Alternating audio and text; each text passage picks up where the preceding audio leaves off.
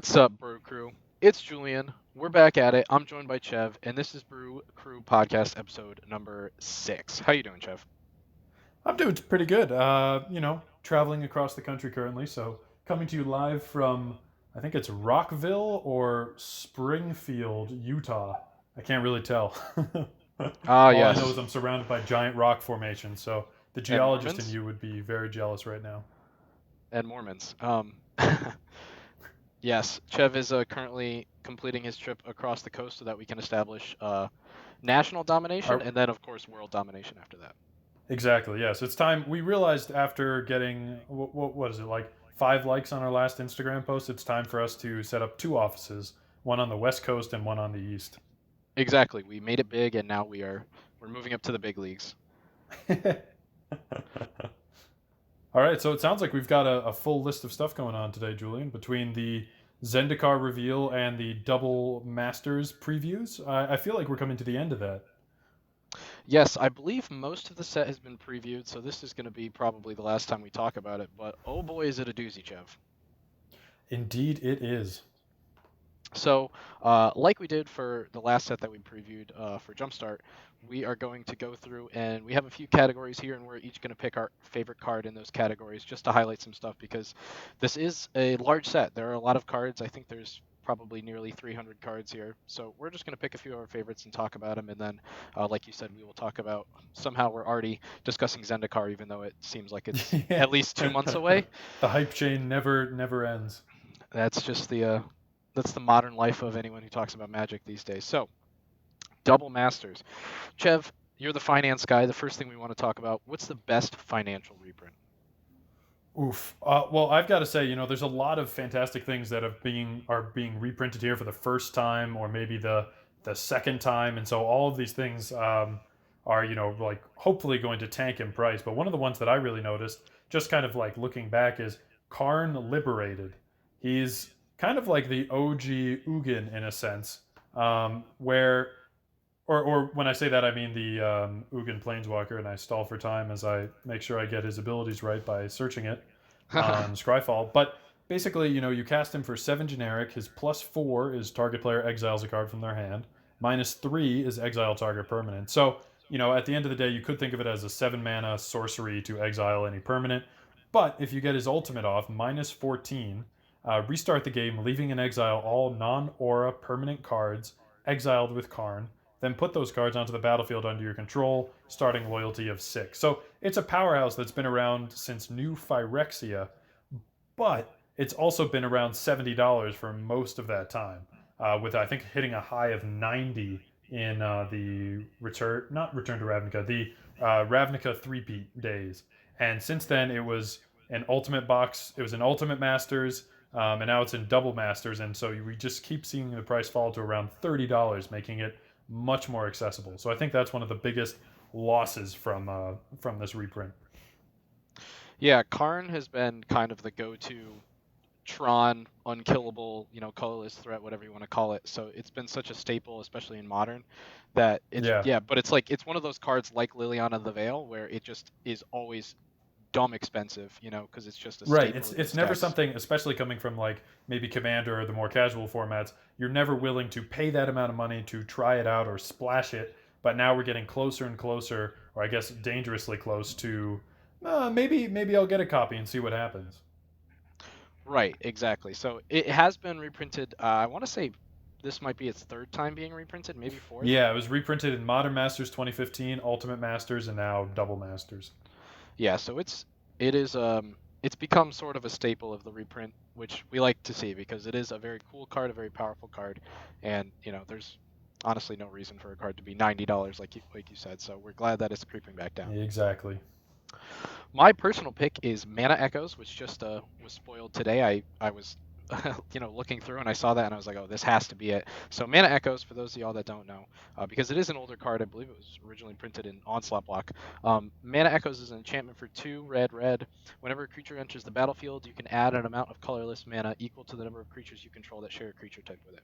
So this is an absolute house in tribal decks. The thing is, it was only printed that one initial time back in maybe Chev will double check for me, but I want to say it was Onslaught block. So this Yeah, is just its Onslaught.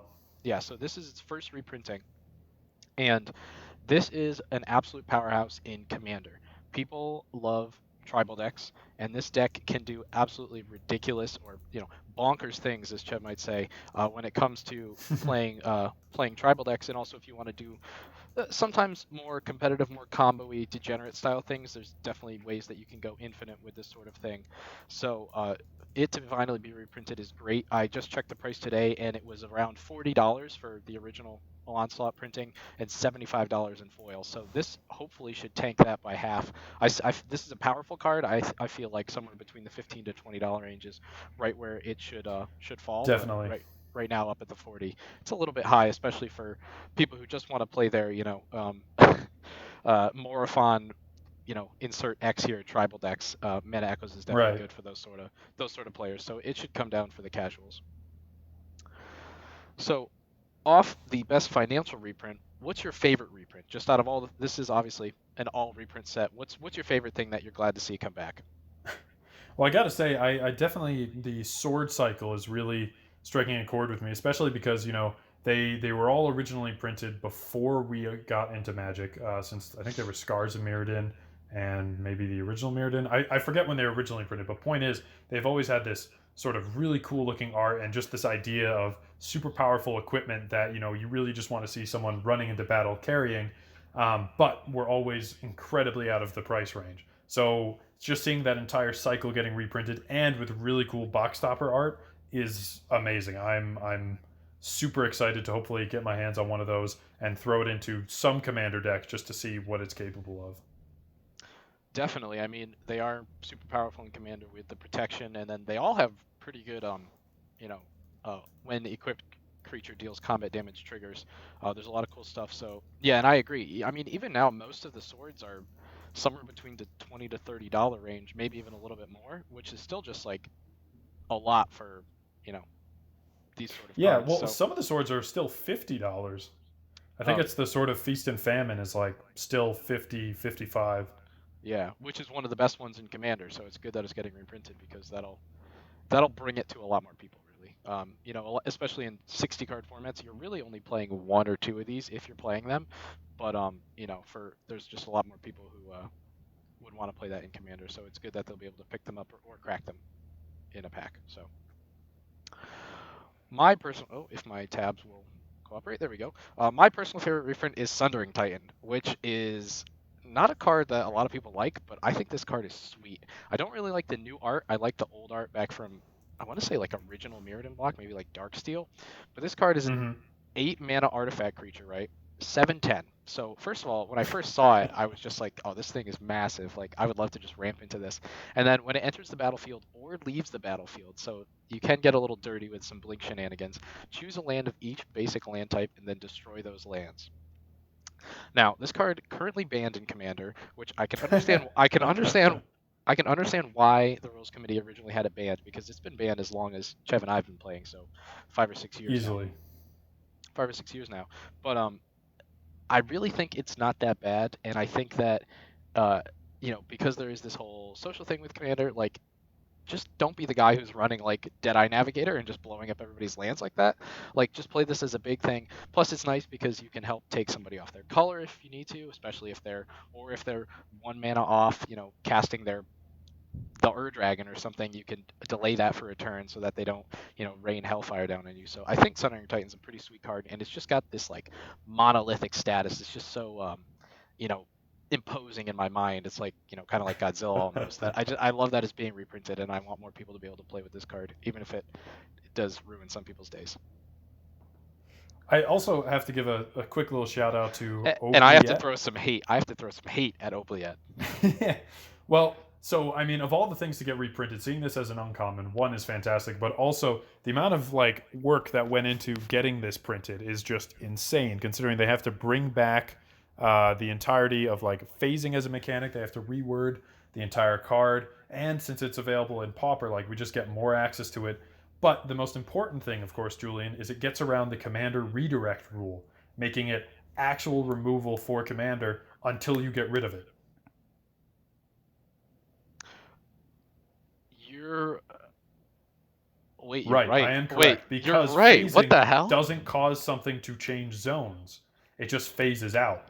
So this means, unless there is some change to commander rules, which I wouldn't be surprised if, that comes down the line, at least for now, phasing does cause just like complete stop on your commander, kind of like Darksteel Mutation, but in a more serious way. That's that's kind of funky. And honestly, I feel like they shouldn't. I feel like they shouldn't change the rules. I feel like I really hope they don't. that would be much ado about nothing. And plus, the fact that this card exists, it's just like there's so many cool like little nuanced things in Magic, and the fact that this card exists and it can do that, but it's just the one card. It's mono black. You know what I mean? It's like let Yeah. And it's an let them uncommon, so have it. hopefully we see enough of them printed. Oh yeah, I'm sure. I mean, the original Oubliette was a lot of money, right? Oh yeah, it's like $60 or something. Yeah, because it's just such a weird card, and I don't remember what it was originally printed in, but it was one of those old Oh, I think it was sets. like Arabian Nights. Oh yeah, so something disgustingly old. The the MTG collectors are they're like crying right now because this is getting reprinted. So much text. Yeah, everyone thought it was going to be easy, just be or as a easy sort of thing to put money into because it had so many words it couldn't be printed in the current format. But you just change, kind of. I mean, it's in the same vein of what the original card did. I'm sure there's like some rules aficionado notices there's some slight differences to it, but this definitely seems like the way to get it out there. 100%. I'm wondering if there's like or sorry, my entire train of thought just derailed. I'm wondering how much time like R&D spent on like getting this to work. You know what I mean? They were like, all right, we have to reprint this. How do we make this work? And it's just like like an entire Yeah, entire research squad. Anyway, so all very cool things. I mean, there's a bunch of cool things being reprinted, but those are some of our favorites. All right, so now let's talk about um, Chev on the notes. I know this might confuse you. I know you're a very straightforward person. I'm going to skip one, and I'm going to go to best new art. So best regular new okay. art. All right, I feel it. So are you Um, wanting me to lead that oh, off? Is here that here your introduction to it? I'll lead you. I'll lead you. So my personal favorite, sort of a cheat. I'm going to do the cycle of the reflection cards. So these were all originally in Shadowmoor, Lore and Block. They might actually have been just in Shadowmoor, and they're all expensive enchantments that say if you would do X, do twice X instead. So Boon Reflection is a 5 mana white enchantment that says if you gain life, you gain twice that much life instead. Thought Reflection is a 7 mana blue enchantment that says if you would draw a card, draw 2 cards instead. So there's obviously one in each color, and they all do very powerful things, especially if you're playing and then Commander. Doubling everything is you know, it's good. Yeah. But their original arts were actually really cool. They had these sort of mirrored, but it was like mirrored along like a 45-degree angle. It kind of almost looked like Yeah, right. for newer people, if you know the art to Scheming Symmetry, which was from last course, I believe. Um, you know what I'm talking about, Chev? The one where you both Yeah, right. each With those. Yeah, I get you. I get you.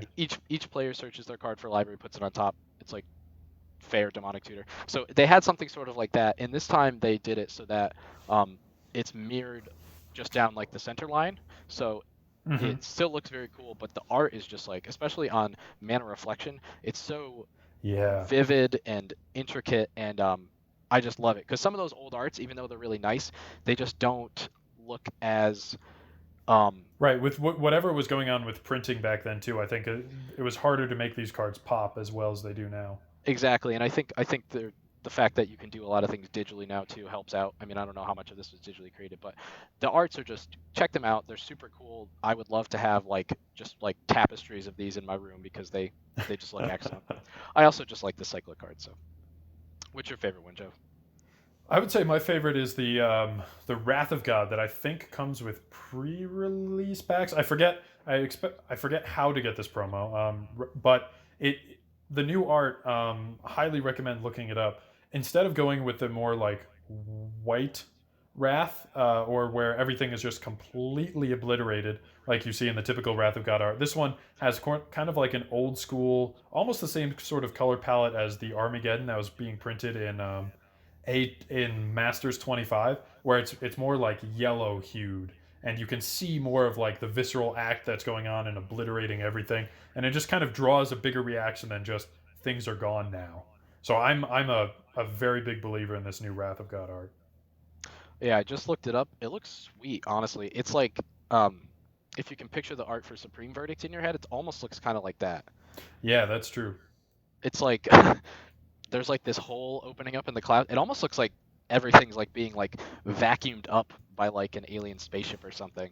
Um, which might just be my imagination getting the better of me. But yeah, this is a sweet art. So I would like to actually. Does it say how we get this? No, it does not say. I can do some background digging. I'm I'm I'll I'm try just and find the looking. original post while we talk. I'm looking real quick.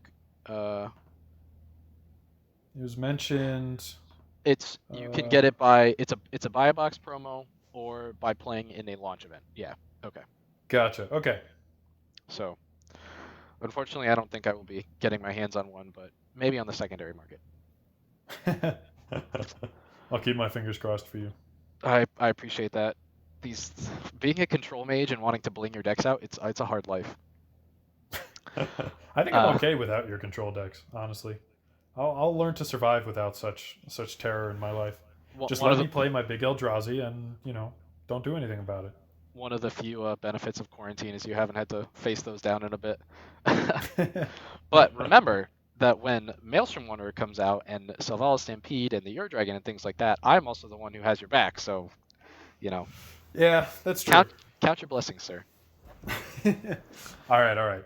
So, are we going back to the note that we skipped, or following down the list? Yeah, so let's talk about the best box topper new art. So all their Wizards is bringing back box toppers. They've done it a few times now, and all the box toppers have extra sweet art, or sometimes not extra sweet art. But what's your favorite box topper art? So I have two. One, and this is kind of like so the feeling that I get from that Wrath of God that we just talked about too has this like sort of old school vibe to it. Like if you saw that with the old frame, I don't think you'd be too surprised.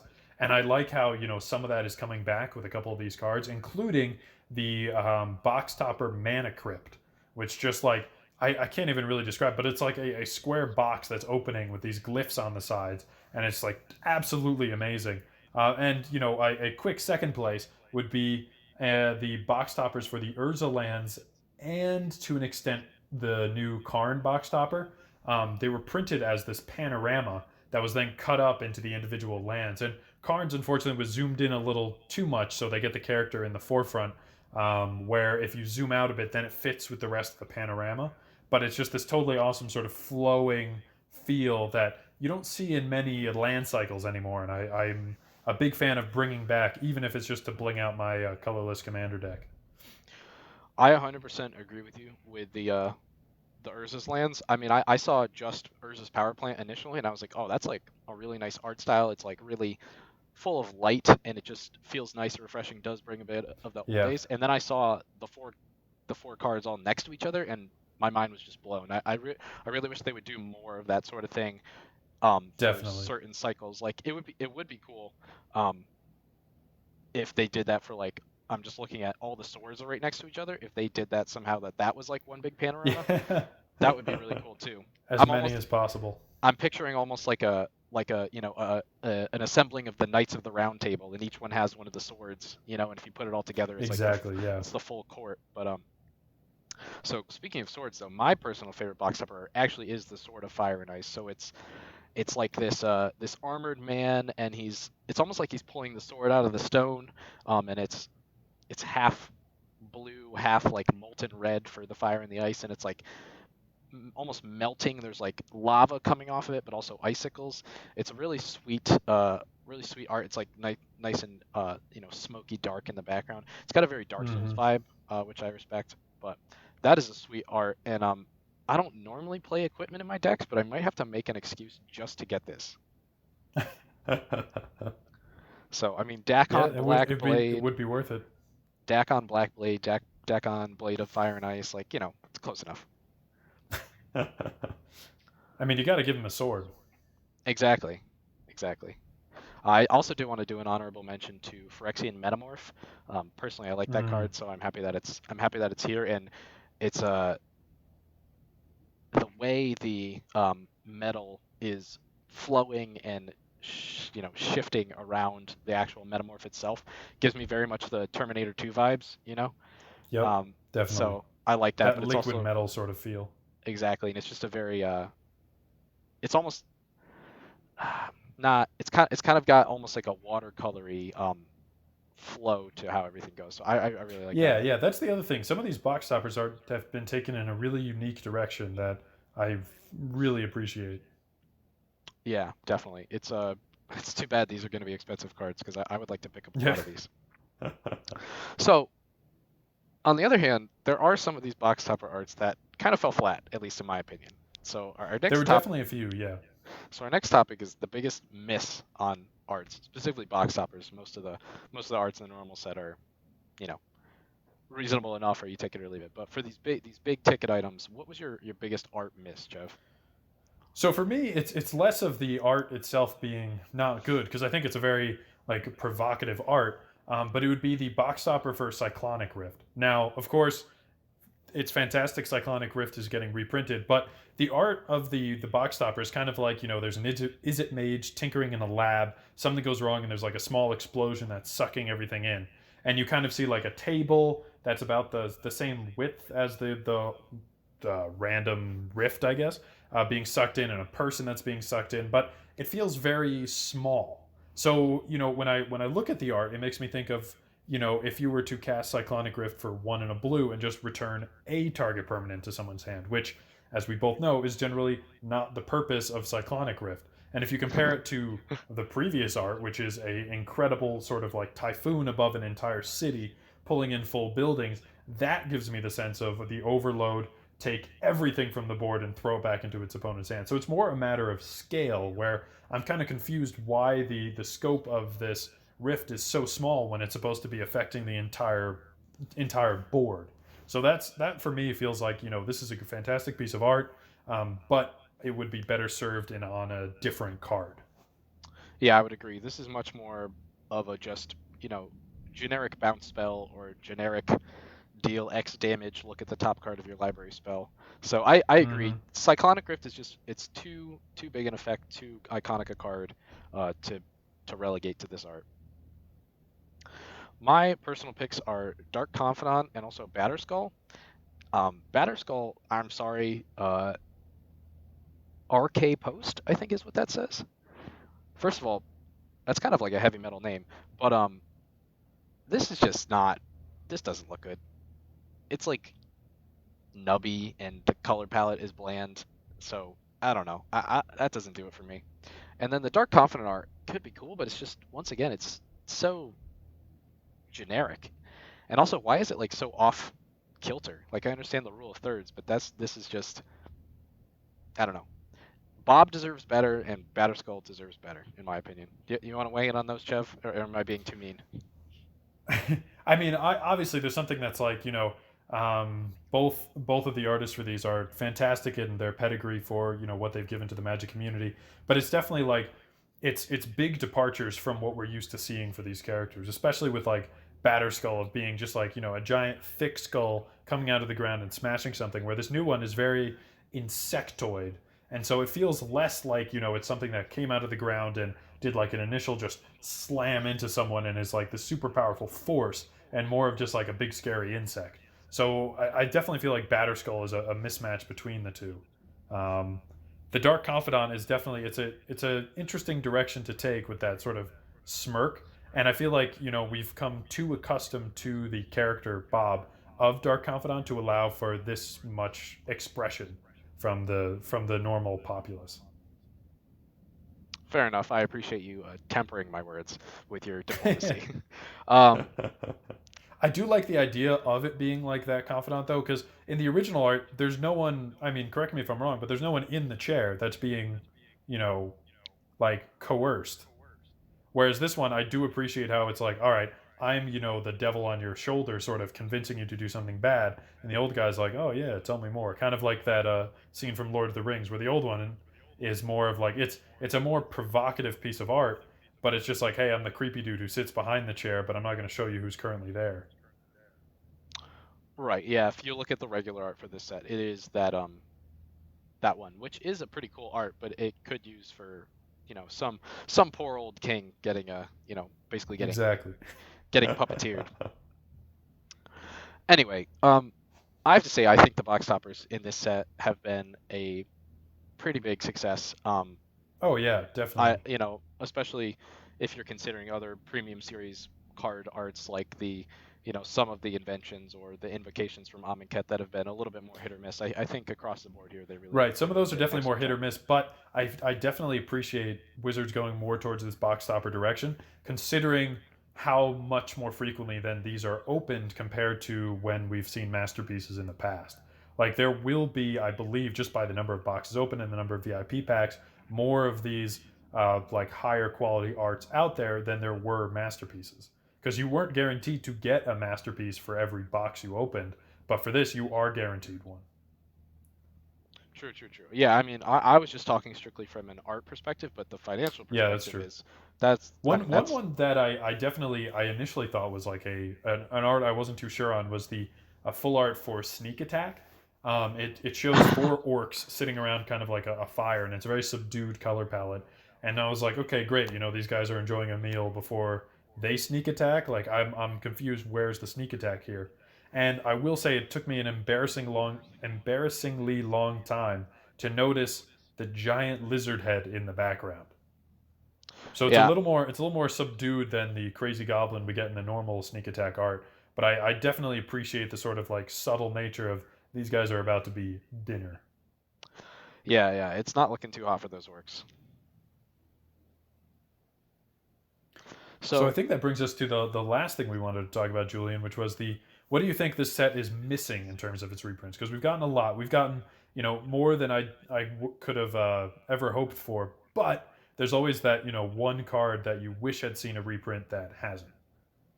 correct, and I think this set does a really good job also of. I mean, we are primarily looking at the reprints as commander players because that's where we're going to be Mm-hmm. getting more of those big ticket items. But I mean, I'm seeing cards in here that are need reprinting in modern and legacy, even maybe in vintage. I haven't looked close enough to really examine, but I mean, there are cards that everyone is going to be wanting, especially if you just appreciate high quality art and appreciate collecting and building out Exactly. your decks. The biggest one that was not there for me was Snapcaster Mage. So Snapcaster Mm. Mage is an extremely powerful card. Obviously, it's played in all of the formats I mentioned above. Plus, it does see play in Commander. I really think more people should be playing it in Commander, and it is still in between $40 and $50 in its non-foil variants, even though it's been reprinted 2 or 3 times. And I really think that they need to take the approach with Snapcaster Mage like they did with Tarmogoyf. They're both such legendary cards, and eventually they were Mm-hmm. like, all right, we're reprinting Tarmogoyf and basically every master set because it was like $200 at one point for some Yeah. reason. Um, and Snapcaster Mage at one point was like $90, and then Mm. now it's down between 40 and 50. But I really think that Snapcaster Mage is such a powerful card and such just like a synonymous card with Magic, that it really should just be seeing reprints in most of these sets. I really don't see why a $20 Snapcaster Mage couldn't be a thing. So um, I feel like they really should give Snappy a little bit more love. For me, I've got to go a little more with Commander in mind. I think one of the cards, and we constantly see this being sort of a talking point more recently than anything else, but is with a lot of Portal cards.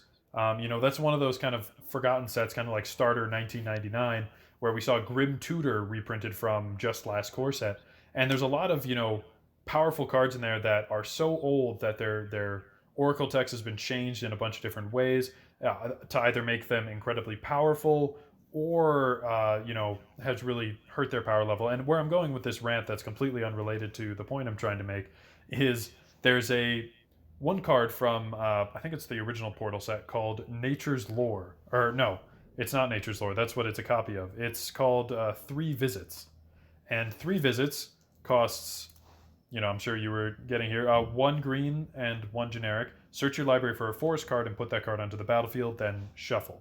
And currently, that card is sitting at $100 in paper. So it's a common. We know this effect because it's the exact same Oracle text as Nature's Lore. We know this effect is printable because we saw it most recently in Mystery Booster. So the question is, why reprint all of these other cards multiple times before printing this one that could give insane value to everyone?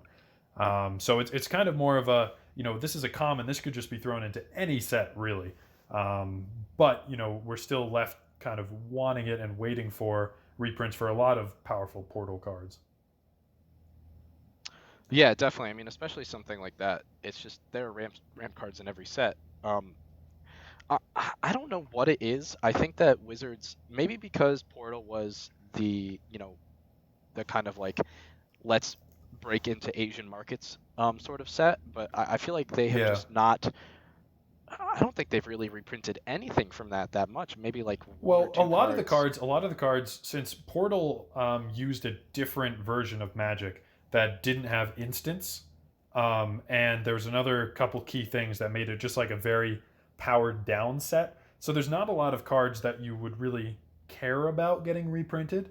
But you're absolutely right. The cards that like should get reprinted aren't, and we've seen a slow trickle of some of them, kind of come in here and there in Commander products or other ones, and it's always an amazing thing when they do. But it's just like it's an untapped area for reprints, and it makes us go absolutely crazy when Grim Tutor gets reprinted. But there's so much other stuff here that if you dig through the sets, you'll find a lot of things that are like, okay, this doesn't really work anymore, or this just isn't powerful enough. But some are, they're really missing out. I would agree. And another thing is that people just like new cards. You know what I mean? Like even though this is Yeah. not, it's not a new card. Obviously, it's a reprint, but this is the first time it's being reprinted. Like that's why for me, Mana Echoes is such a big deal. It's because it's the first time it's being Right. reprinted. Yeah. So Mm-hmm. them just like, yeah, you can reprint negate in every other set into standard or whatever, but like mixing it up might be a little bit more interesting, and it might be especially for cards that people have potentially never seen before. So I think I think you're right. I think they really need to diversify in terms of that, especially when the effects are nothing crazy. They're things that functionally Right. been Things reprinted a that bunch we've of seen times. before. And the crazy thing is, so I stand corrected. It was Portal Three Kingdoms. The original Portal had Nature's Lore. Oh, But I there you guess go. that was originally from Ice Age, so it wasn't initially debuted in that set. But yeah, so we see like stuff that was brought in, and that brings us to a topic that hopefully we'll talk about some other time on the set. But it's this talk of like the old sets when they got brought back, or when Oracle Text kind of attacked them, they drastically changed the meaning of some of the cards in ridiculous ways. But that's not a topic for today. Today is just a plea to get Three Visits reprinted. All right. Well, now that you're over a little bit closer to Seattle, maybe you can take a drive up there and talk to our friends at Wizards. Do a little petition. Exactly. So, speaking of our friends at Wizards, they just made another big announcement recently, as if they, could not contain the hype. They talked about Zendikar, which is the That fall is correct. They regular they set. jumped into it and at Comic Con this year and kind of went all out with some teasers. So I'll lead you with a bunch of different topics they discussed, and then you jump on to whichever one excites you the most. Are you ready? I'm coming at this blind, so please wow me and astound me, So Jeff. first up, we've got a four-color Omnath. Who's going to be white, blue, green, and red. And this follows the progression we've seen with the original mono green Omnath to Angry Omnath to Teamer Omnath from M20, was it, with that Elementals theme? And now we're getting a four-color Omnath. So obviously this makes a lot of speculation towards a five-color Omnath, but for now we'll settle for the four. Then Jace, Nissa, and Nahiri were introduced as the three Planeswalkers for the set. And probably the biggest thing, so I'll go into it in a little more detail, is the introduction of a new booster product. Now, I'm sure many of you are aware with the more common draft boosters, and maybe even the collector's boosters that debuted last year with all the foil cards costing $30 and whatnot. These are set boosters. And I believe I read somewhere they're supposed to debut for $1 more per pack than draft boosters. Draft boosters remain the same, but for set boosters, it's 14 cards. One of them is an art card. One of them is a land slot, and with a 15% chance of being foil. And for Zendikar, since it's Zendikar, this will be a full art land. 6 assorted commons and uncommons, and there's a whole breakdown if you go to Wizards website of the percentage of getting, a certain number of uncommons, certain number of commons. It's like they've gone all out for the percentages here. One thing they call a head turner, which is either a common or uncommon showcase card or something specific to the set they haven't revealed yet. A wild card slot, which can be of any rarity, and again they have the breakdown for how often you'll get a rare in that slot. One rare or mythic, one foil, and the last slot is 75% of the time an ad card or a token, but 25% of the time it will be a card from the list. And the list is a set of 300 old cards that are going to get the mystery booster treatment. So, like original frame, original everything, and then a little planeswalker symbol in the bottom left corner. Now, only 3 of these 300 cards have been revealed so far. The one big one of note would be Pact of Negation. So there's a lot of percentages, and like I'm sure someone's crunching the numbers to see how often you'll break even and how much harder it is to calculate that with a set or a thing like this. But I'm excited for set boosters. If I had to pick anything from the Zendikar reveal, I think it's going to be set boosters, considering how much I buy packs, but don't draft with them. What do you think, Julian? All right. So a few things. One, has there been an actual card for the 4-color Omnath, or is this just speculation based on art? No, so it's been confirmed that there will be a 4-color Omnath of those colors, but the card has not been spoiled.